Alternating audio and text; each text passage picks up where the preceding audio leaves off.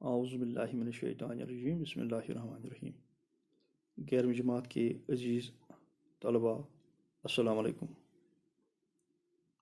آج کا موضوع نظم، تعریف و ارتقاء، یعنی نظم کیا ہوتی ہے اور اس کا ارتقاء، یعنی کہ نظم کب سے شروع ہوئی تو اس کی تعریف کیا ہے۔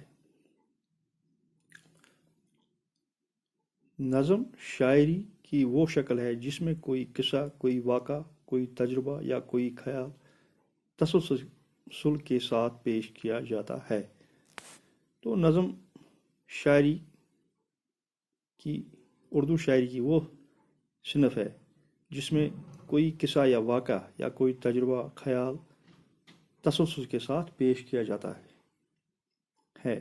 نظم کے لغوی معنی ہے پرونا اور یکجا کرنے کو کے ہیں، یعنی کہ جس طرح مالا کو پروتے ہیں یا یکجا کرنے کے لغوی معنی ہیں۔ یوں تو ہر کلام موضوع کو نظم کہا جاتا ہے، لیکن ادبی اصطلاح میں نظم سے مراد وہ شعری صنف ہے جس میں کسی موضوع پر ربط و تسلسل کے ساتھ اظہار خیال کیا گیا ہو۔ تو ادبی اصطلاح میں نظم سے مراد وہ شعری صنف ہے جس میں کسی ایک خاص موضوع پر ربط اور تسلسل کے ساتھ اظہار خیال کیا جاتا ہے، یعنی کہ اس موضوع کے تمام پہلو کو تقریباً اس نظم میں نشاندہی کی جاتی ہے، جس کے پڑھنے کے بعد اس کے موضوع کی ابتدا، ارتقاء اور نقطہ عروج واضح طور پر سامنے آ جائے۔ تو نظم کے پڑھنے کے بعد اس کا جو بھی موضوع ہو تو قاری کو ابتدا اور ارتقاء اور نقطہ عروج اس کے سامنے واضح ہو جاتے ہیں۔ عہد حاضر میں نظم نے ایسی ترقی کی کہ غزل کے مقابلے اگر کسی صنف کو رکھا جا سکتا ہے تو وہ نظم ہے۔ تو اس عہد میں نظم میں ایسی ترقی کی ہے کہ غزل کے مقابلے اگر کسی صنف کو رکھا جائے تو وہ نظم ہی ہے۔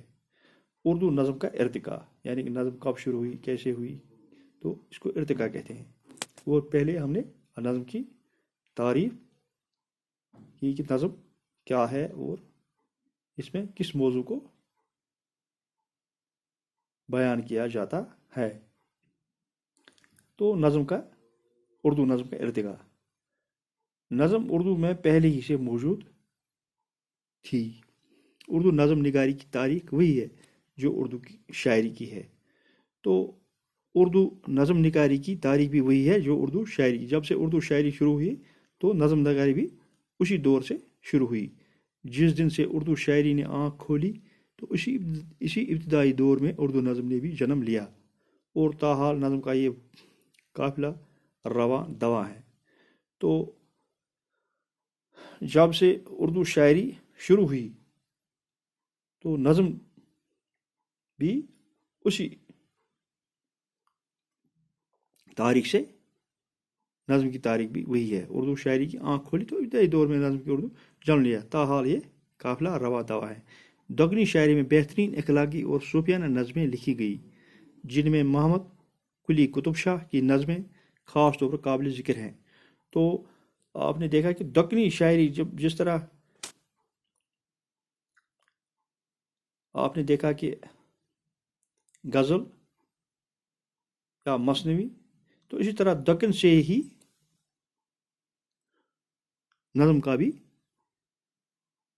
ابتدا ہوا، جن میں محمد قلی قطب شاہ کی نظمیں خاص طور پر قابل ذکر ہیں۔ شمالی ہند میں نظم نگاری کی اعلیٰ نمونے افضل پانی پتی جعفر زیٹلی کے زمانے سے موجود ہیں۔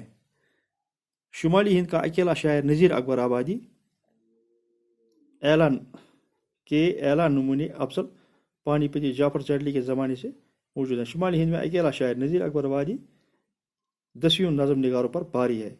تو شمالی ہند میں نذیر اکبر کو نظم نگاری میں خاص مرتبہ حاصل ہے۔ اکبر آبادی نے نظم میں طنز و ظرافت کا سہارا لے کر اردو نظم کو آگے بڑھایا۔ اردو میں جدید نظم کا تصور مغربی ادب کی دین ہے۔ 1857 میں انقلاب کے بدلے حالات نے جدید نظم کو جنم دیا۔ نئے بدلتے ہوئے حالات، سر سید کی تحریک، کرنل ہالارڈ کی تائید اور خود اپنی ابتداءات تباہ کی ترکیب سے مولانا محمد حسین آزاد نے جدید شاعری کی سنگ بنیاد رکھی۔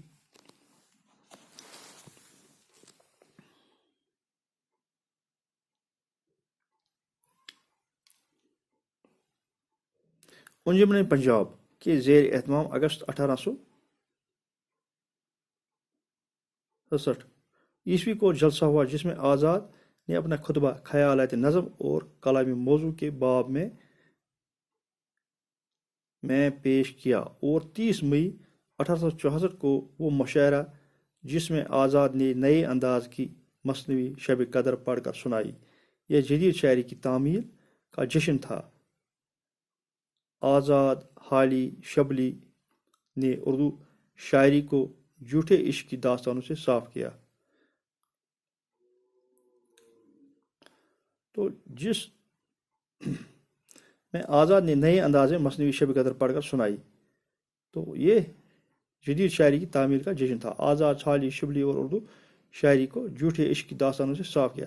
تو ان شعراء جن کا ذکر ہوا، تو جھوٹے جو عشق کی داستانیں تھے، ان شعراء نے ان جھوٹی داستانوں سے نظم کو صاف کیا، اور ان مذکورہ شعراء نے یہاں حقیقی دنیا اور زندگی کے سچے واقعات کی عکاسی ملتی ہے۔ چک بست اور سرور جہاں آبادی نے اپنی نظم میں ہندوستان کی عظمت کو پیش کیا۔ اقبال نے اپنی نظم میں ایک آفاقی فکر و فلسفہ پیش کیا۔ عظمت اللہ خان کے یہاں بغاوت کے آثار نظر آتے ہیں۔ تو عظمت اللہ خان نے جو نظمیں لکھی، تو ان میں بغاوت کے آثار نظر آتے ہیں۔ اختر شیرانی کی سانیٹ کو اپنایا، ترقی پسند تحریک کے اثرات اور نظم مورا اور نظم آزاد کا رواج زیادہ ہوا، اور فیض راشد اور دیگر شعراء نے بھی اردو نظم میں جدید کو رونق بخشی۔ جوش کی نظموں میں جہاں ایک طرف فطرت کی نگاری کا رجحان پایا جاتا ہے، وہی دوسری طرف انہوں نے انقلاب پر بھی نظمیں لکھی۔ تو جوش کی نظم میں فطرت کی نگاری، یعنی کہ جو فطری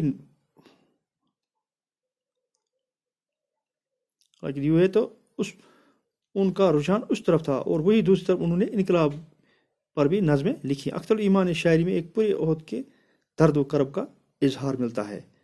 تو اختر الایمان میں جو یہ تھا، اس میں گرب کرب کا اظہار ملتا ہے۔ شہریار، ندا فاضلی، راشد آزاد، ساحر لدھیانوی، جان نثار اختر وغیرہ ہمارے چوٹی کے نظم نگار شعراء ہیں۔